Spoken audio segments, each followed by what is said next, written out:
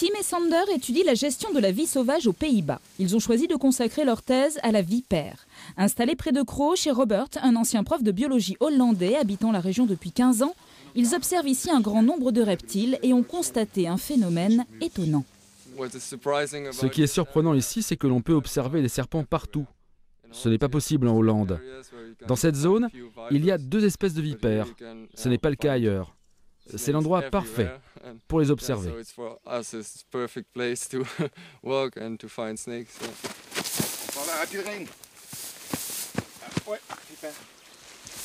Une vipère aspic. Tim et Sander vont la mesurer, noter le lieu précis de sa capture, la température de son habitat, la végétation environnante, puis ils relâcheront l'individu. La vipère aspic affectionne les milieux secs et rocailleux.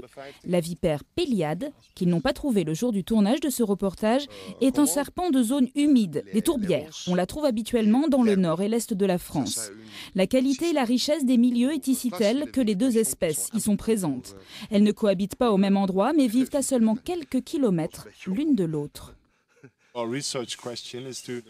La question à laquelle notre étude doit répondre est quels sont les facteurs qui font que 2 espèces vivent ici?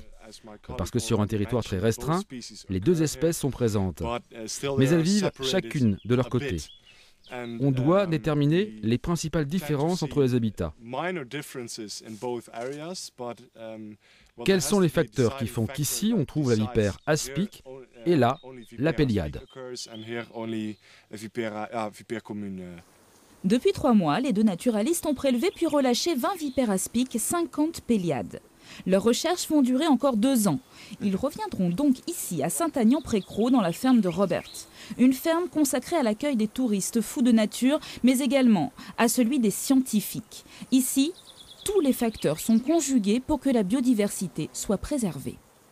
Les relations entre l'homme et la nature, c'est relativement bien. Donc il y a pas beaucoup de pollution, il n'y a pas des grandes surfaces d'agriculture moderne, il n'y a pas de grandes surfaces maintenant de forêts plantées. Donc c'est toujours, il reste un peu culturel, naturel.